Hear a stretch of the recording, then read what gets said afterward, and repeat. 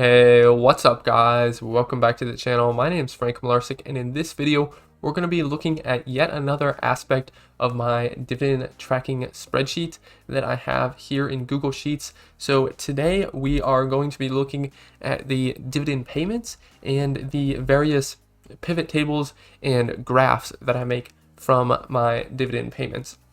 So right here, this is just a list of all the dividend payments from the ticker symbol, the date I received them, the number of shares I had, and the dividend per share, and then the total payment.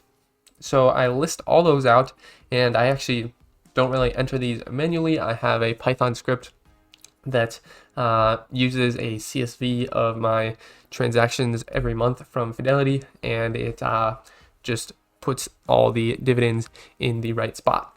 So what I actually do is then I make a pivot table over here, as you can see, and I use that pivot table to create this chart here for the dividends by month. And then in this one, I have the dividends by quarter, and this one I have the dividends by year. So it's super nice to be able to see visual progress of month by month, quarter by quarter, year by year, and then also actually have the dividend amounts listed out by month and such like that.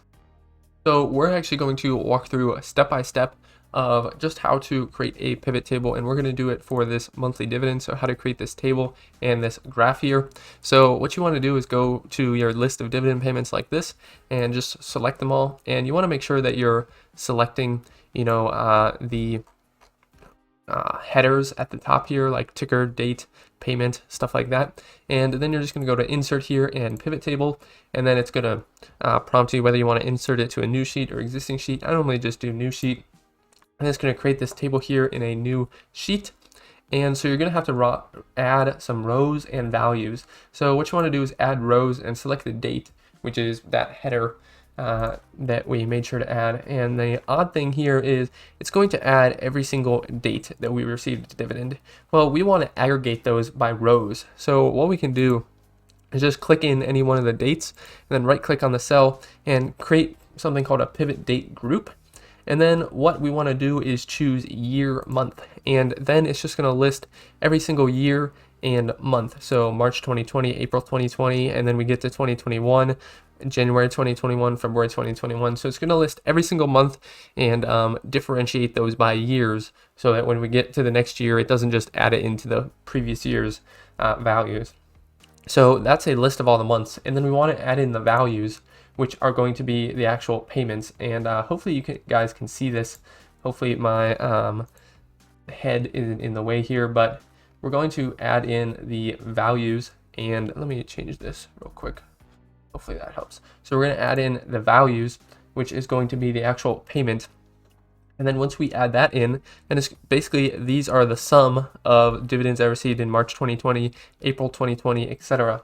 And it has payment down here, and it's summarized by sum. We can change it to this. Usually it defaults to sum, I think, and that's what I want in this case, which means it's going to sum all the dividends that occurred in March 2020, and then sum all those that are in April 2020, etc. And then it summarizes the grand total at the bottom, which really isn't an important number. So the next thing we want to do is create a graph like this graph here. But the problem is that we can't just select a specific data range like, say, like this. So if we insert a chart here, it's going to look like this, which isn't very helpful because it has that grand total value in there, which we don't want. So if we change the data range just to include the values we want, well, that's pretty helpful. But then when we get dividends for the month of January 2022, like if I add in some dividend values here of, say, for 1/5/2022, and just say $50, let's say $1, then it has these January 2022 values in here, but it doesn't have that January 2022 column in here in our chart. So we want that size to be able to sort of dynamically grow. So we're actually going to change how we do this. So there's a few things we have to do first. Basically what we're going to do is we're going to copy all of the data over, but we're just going to copy the this data. So the first thing we want to do is we're going to create a count of the number of rows here. And we can do that simply using the count function. So we're just going to do column B, basically look at column B, and that just counts the number of numbers that are in here. And it doesn't include this 0 because that's, not actually like any value. But it does include this 60, which we don't want. So we're going to subtract 1 there. So we're actually just going to do this count minus 1. And then what we can do is we can create the name of the range that we want, which is going to be A2 to B, but we don't know the actual number of B. So what we can do is use this ampersand here and then reference this cell, and that's going to give us A2 to B24, which is where we want here. And then if we delete this dividend payment here, so let's delete this briefly. If we delete that and then go back, then this row here for January is gone, and now it only says A2 to B23. And then what we want to do is right here, we're just going to use the indirect function. And basically what that does is references a cell based on, a string value of the reference. And so basically we just click on that cell and we get this data here on the left. And then when we add a new value in, such as this 1/5/2022 for $1, then we're going to get that new value down here. And so then, since there's nothing below right here, what we can do is for our range for this chart, we can just reference rows J and K basically from row 3 down all the way to the bottom. So for setup, let's go to the setup, and we want it to be basically J3 to K, which means all of K.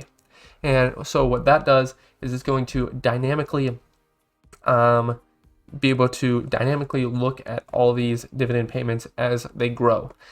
So right now we have this basic type of chart, which is what we want. There's a few things we can change about it to make it a little bit better. And so if we go in here for chart and axis, or actually if we go in here, if we click in the series menu, then we click data labels, that'll actually give us labels of the amounts of dividends, which I personally like. And eventually that'll probably get too crowded just because of the number of bars. It probably won't be easy to see. Then we can put in this trend line, which shows basically, the trend of our dividends. Maybe make it a little bit thicker so it's easier to see there. And now we basically have the same graph that we do in this monthly dividends tab. It's essentially the same graph, and we can just basically hide these 2 rows for or 2 columns for simplicity. And what we see happen is that the data actually disappears. So there's some small setting in here that we have to change, and basically that is in the setup tab. We just have to click here, include hidden and filtered data, and then it brings that back. So that's actually something that happened to me when I was trying to do this, and I was so confused. I was like, well, the data's still there in those rows, or in those columns, why isn't it seeing it? And that's just a little setting here. You have to click that, include hidden and filtered data. And then this graph is pretty much the same, aside from maybe the titles. Obviously, those are pretty easy to change around. You guys can probably figure out how to change the titles on your own. And then, for example, if we wanted to change this to do it by quarter, we could change it here and just click create pivot date group like we did and do year quarter. And then it's just going to do it by quarters. And then we can do a similar thing for the actual years in general. We can just click year, and then it's going to give us that. And if we want to, delete these values for 2022, we can delete those, and it will dynamically adjust the pivot table in the graph. So this is a pretty powerful feature, I think, of Google Sheets, and pretty sure Excel has a similar feature. But it's pretty powerful and allows you to aggregate your data and look at it on a monthly or quarterly or yearly basis, or whatever kind of basis you want to look at it on. And so that's why I use it for the pivot tables, for these graphs. I think it's super helpful just to give you a visual indicator of how your dividends are going. And I kind of want to implement something like this for, like portfolio value over time, and use that to create like a little line chart of the portfolio value over time, where my spreadsheet will automatically capture the portfolio value like every day or every month or something, and then create a little line graph. But that's something I haven't developed. It's just something I have in the back of my mind that would be cool to do. But let me know if you guys do have any questions about the pivot tables and charts here that I showed you guys how to make. And I want to thank you for sticking around to the end of the video, and I will see you in the next one.